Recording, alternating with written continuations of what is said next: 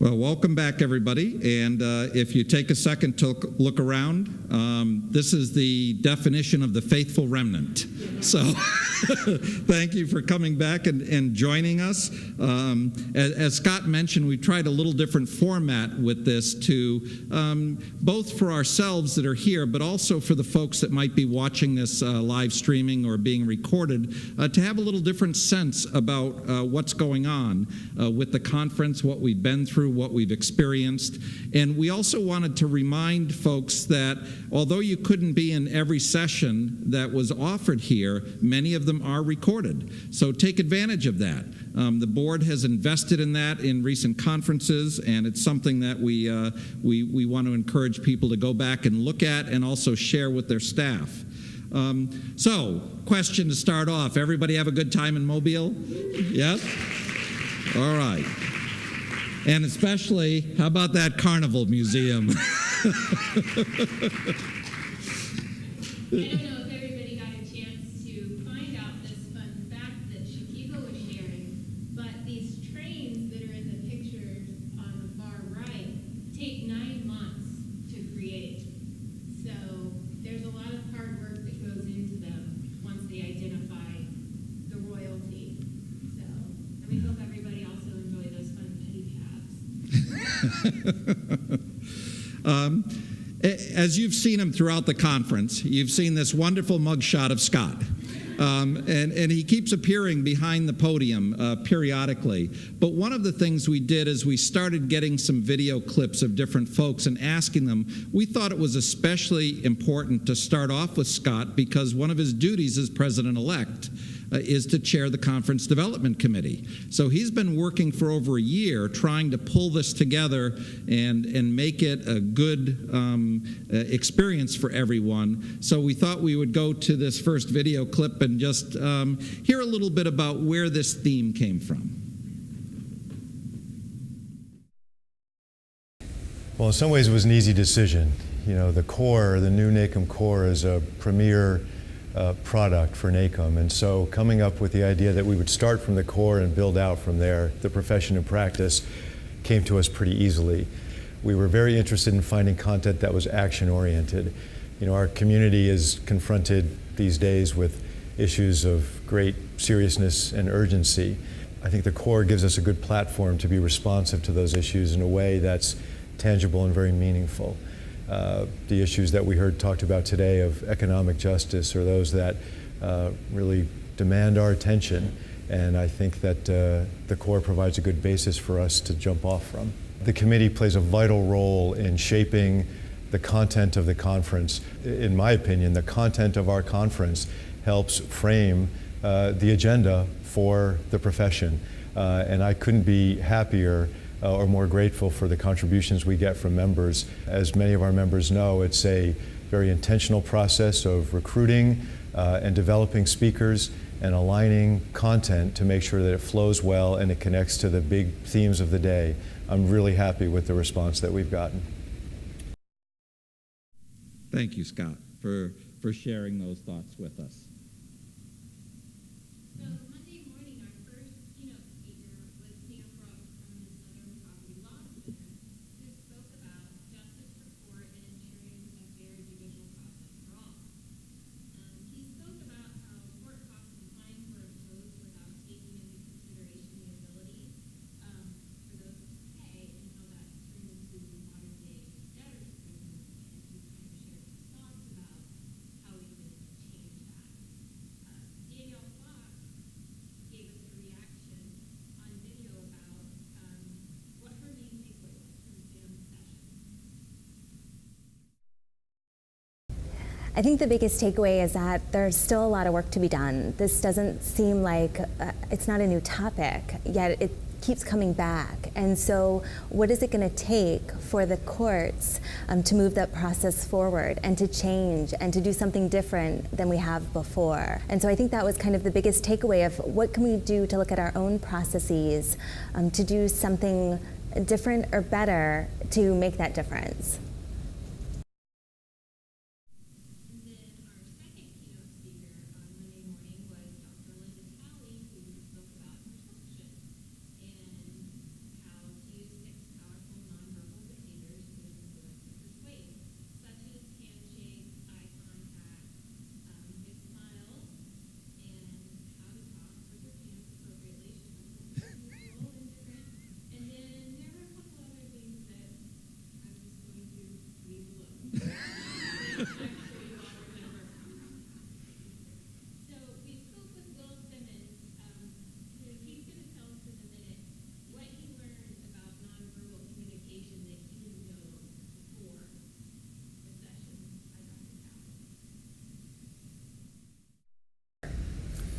Well, I think I took a lot away from it. I think she talked about some things that are very important to court managers, and particularly emotional intelligence and being aware of our nonverbal messages and others' nonverbal messages, and that we all send a message, and how important it is when we talk with our hands and how we shake hands. We're actually sending a message. More importantly, what I took away was that we're always on, that our body is always sending a message. And it's very important as we communicate with constituents in the courts and others around us to remember that our body language is always on. Something that is a staple of NACM conferences that we're all, I think we hear a lot about, but I don't know if we all fully appreciate the importance of it. But our exhibit shows are critically important to what we do, not only from an educational standpoint, because we all get a chance to learn what some of the new products are that are out there. We get to see, perhaps from talking with colleagues that have used some of these vendors that have come in and supported our conferences, but just the fact that they also help support our own professional development. It's something that you may feel like we make commercials for from time to time, but I think it's important for us as an association to always be mindful of the great support we get from all of our exhibitors. So we're very thankful for that, and we know that that's important to how successful our educational programs are going to be. So the Monday morning workshop, we had a keynote follow-up, and I know that I was in Sanford, and there was a lot of additional discussion about the topic. We went way more in depth than he had, and it was a great, I think, kind of here also. And it was just really good to have those conversations. And then the employee engagement, that was raised below, and his team from Maricopa, who they did this in Louisville, and it was such an extreme hit. They had people sitting on floors in the hallways, so they brought that back and did that again, and I heard people milling around saying, what a great job that was again. And then Court RX, Janet Cornell, she taught this, and she's going to tell us what she hoped that the participants took away from her session. As the presenter, my main goal was to have them practice a methodology for being a turnaround manager and a problem solver. And so we used a methodology called GROW, G-R-O-W, which comes from a book by a gentleman named Alan Fine, and it's called You Already Know How to Be Great. It's a variation on a problem-solving technique where the attendees practice GROW, what is your goal, what is the focus of what you want to change, R, what's the reality, what is it you're experiencing and facing, O, what are the opportunities, what are some possibilities you can consider to change, and W, what's the way forward, what are some steps you can actually start to make the change. So we actually had them practice with a chosen court topic to go through that methodology. That was the takeaway. And as we think about some of the presenters that we've had here, and we look at examples like Janet, and Janet, sorry to be picking on you a little bit more today, but many of our presenters, as you've noticed, are NACM members. And one of the things that the Conference Development Committee really needs you to think about as a NACM member is, what do you have that can be a value add for future conferences? And when those proposals come out for a workshop or a plenary session or something, don't be bashful. Share the wealth a little bit. If there's some great program or something going on in your court, put in a proposal and tell us about it. That would be really helpful. The other thing that has become a staple of NACM conferences in recent years is our SIGs, our shared interest groups. And this is one of those ways, on a much more informal basis, where people can come in and share some ideas about different new practices, best practices, new programs, whatever it may be. And we've had a lot of different topics that have come up over the years. We started with the SIGs looking at just general jurisdiction courts and limited jurisdiction courts. And over the years, we've had a lot of ideas that have come from you about looking at other topics. And that's what we've done. And now Sarah Brown Clark is going to share a few of her thoughts in terms of what the Conference Development Committee was hoping to achieve as the SIGs were developed for this mid-year conference. Well, I think one of the most important things is that the courts have been very fluid in the last 20 and 30 years. And that fluidity has been reflected in special dockets. And oftentimes the need for special dockets is identified based on analysis of the population and the types of cases that are coming through our courts. And as a consequence, we have designed special docket courts. And the SIG groups, the special interest groups, are intended to provide people with an opportunity to interact with those who share that interest and to get additional information that can lead to meaningful change in their courts. Now, we've been talking about drug courts for a long time, and actually, I believe that they have evolved based on the drug of choice in certain areas. But I think the veterans courts and the human trafficking courts are relatively new special interest dockets. And so they become major areas of interest because people are actively seeking additional information. The veterans courts, you know, after the Vietnam War, perhaps after every war, but after the Vietnam War in particular, we recognized that there was some kind of syndrome that many of the returning veterans experienced that disrupted their lives. They weren't able to return to a normal lifestyle. And so after Desert Storm and all of the recent events, we're seeing that same sequence, and we need to deal with those offenders differently. We need to demonstrate a sensitivity to the issues out of which they have come, and as a consequence are involved in our courts. And so that's relatively new, much needed, and comes as a result of the identification of large numbers of veterans appearing in our courts, some of whom are homeless, and as a consequence have engaged in criminal activity. And then the human trafficking issue is another new one, and it is evolving because initially people thought about sexual trafficking, but now we're looking at labor trafficking and people being enticed into the United States by those traveling abroad and bringing them over and really keeping them as laborers, bringing people to a brand new environment about which they know very little. So we have to learn how to recognize the victims of sexual trafficking and labor trafficking as they come through our courts. We have to recognize them and understand that they are the victims. And so we have to stop dealing with them as though they were prostitutes or drug addicts or thieves, or in the laborer trafficking issue, as though they're just bad people who have snuck into the United States, illegals. Oftentimes, the labor trafficking reveals itself in domestic violence issues because they usually are constrained in a limited environment, but in many instances, they're unable to get out. But when they get out, or if someone, an interested party, a third party calls because there's an altercation, that's an opportunity for us to intervene. And we have to develop strategies for intervention on their behalf in our courts. So that's what it's about.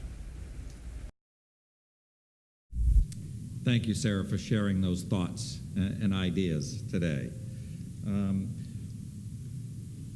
This morning's keynote speaker was Tim Murray from the Pretrial Justice Institute, who spoke to us about bail reform and about how that's necessary because the system is becoming broken, dangerous, and prohibitively costly.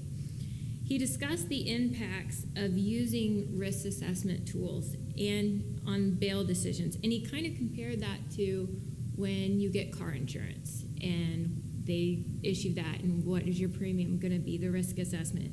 And he, talked about his poor daughter and used her as an example for all of us. But he reminded us that it's a tool, and it's not to be used as the sole decision.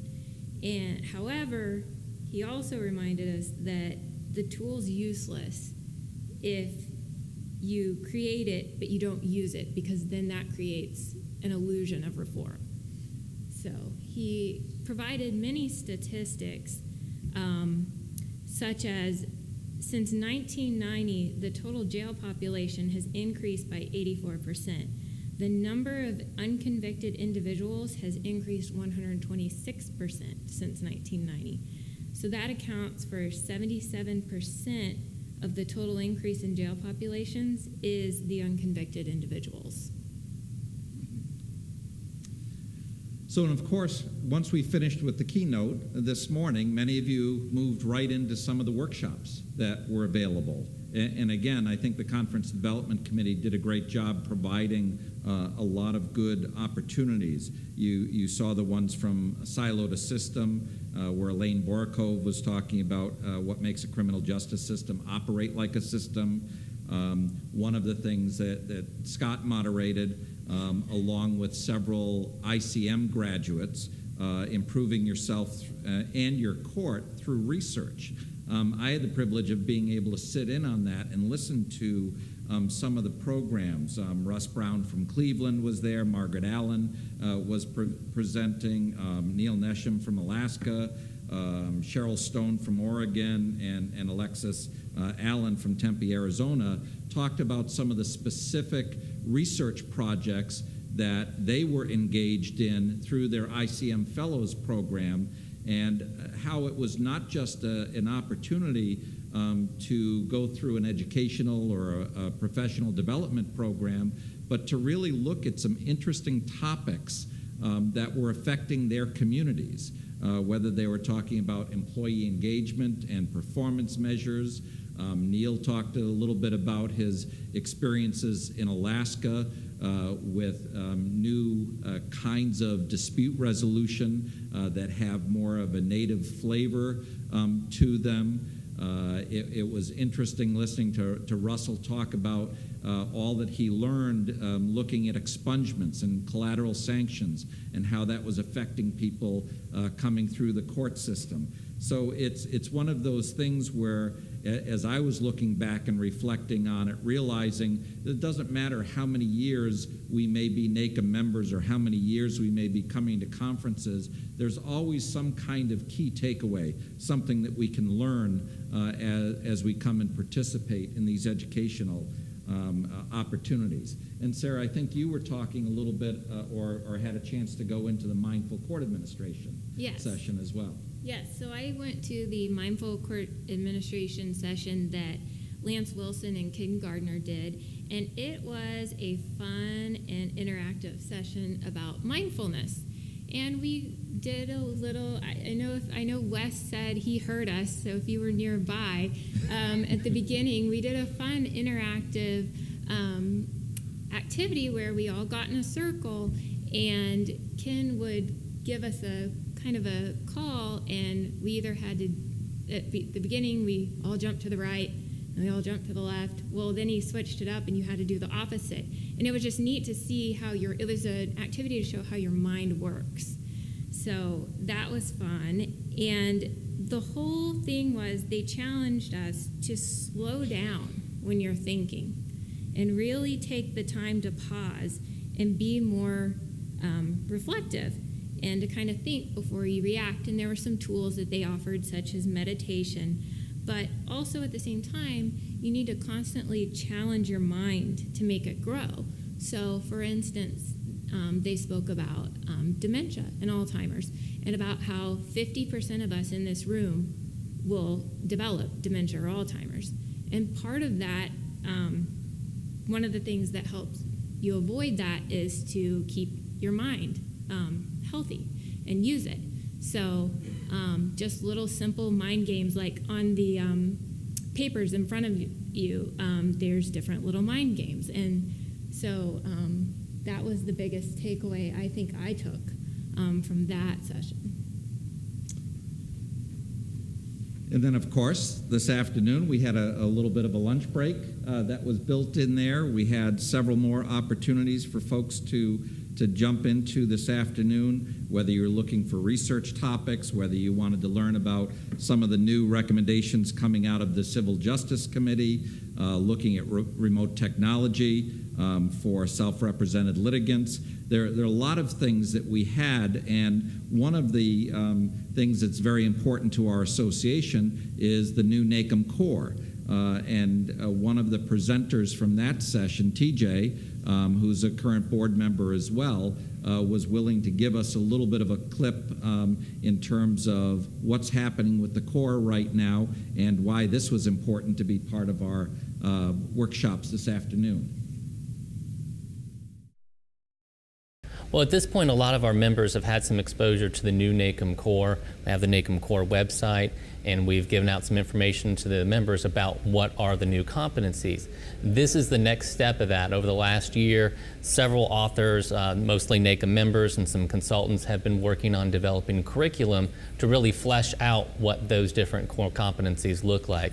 This is a first in those series where myself, along with Janet Cornell, one of the other authors, who authored the operations management, I've authored the leadership competency, where we're there with Paul Deloche, one of the other core developers, to really talk to the members about what the new core curriculum looks like and how they can use that information at their state association or through universities or other learning and teaching opportunities. Throughout the process, what we've come up with the curriculum is a variety of faculty resources, bibliographies, activities, along with a set of learning objectives for each of the new core competencies in an effort to make sure that there's a wealth of information that everybody can use to teach the competencies down at the local level. So the conversation that we're having with the members today really focused on just introducing that curriculum to them and then letting them talk about some opportunities of how they could use that at the local level. And then, Sarah, one of the other workshops you had a chance to participate in was the self-represented litigant.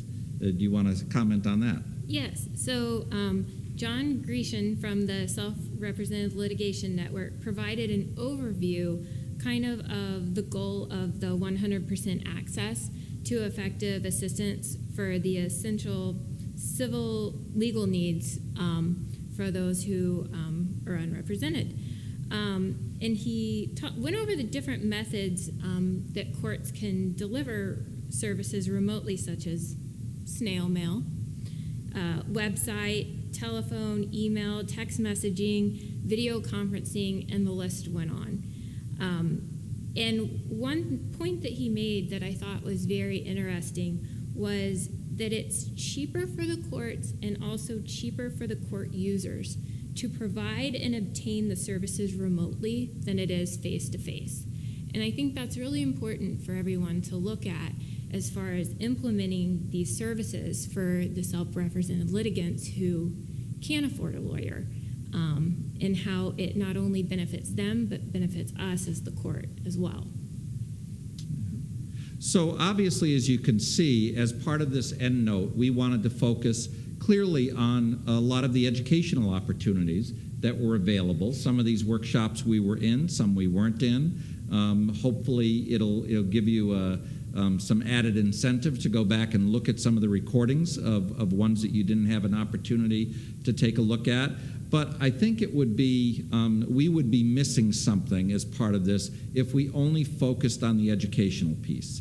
Many of you have an opportunity to now online respond to surveys that NACM is sending out.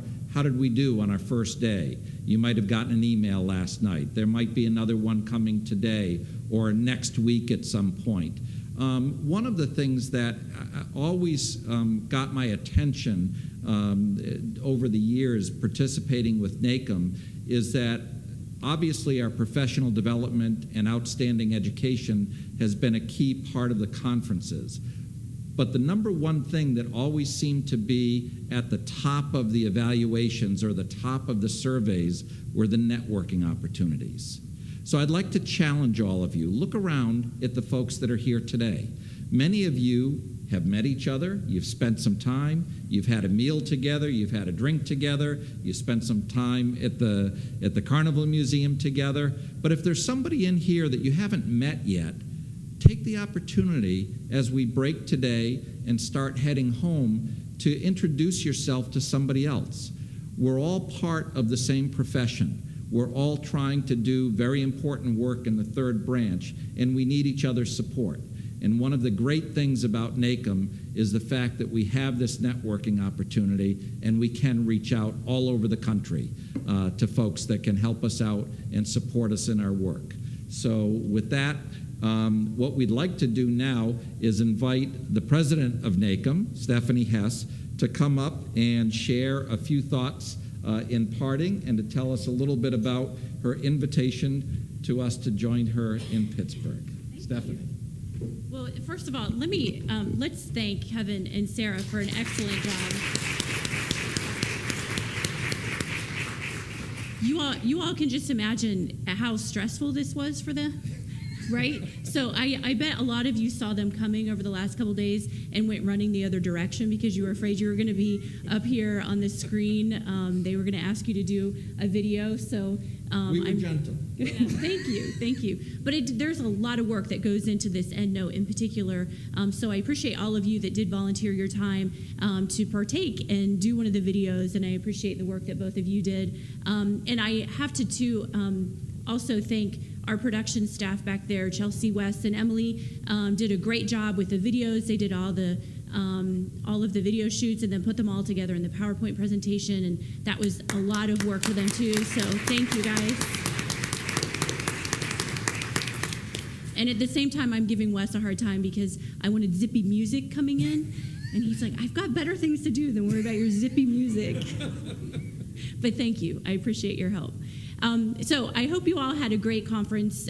We had a really good time hosting you all here in Mobile. And as Kevin mentioned, you can see the information here about the annual conference in Pittsburgh. We've got a lot of really interesting topics lined up for you in Pittsburgh as well, and a social event at PNC Park. So we'll give you a beautiful facility to do some really nice networking while you're in Pittsburgh too. So I hope that you can join us in July.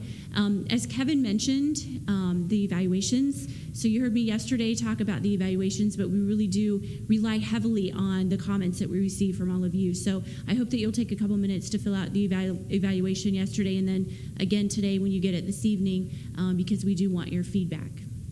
So thank you all for coming. I hope you have safe travels going home, and we'll look forward to seeing you all in Pittsburgh.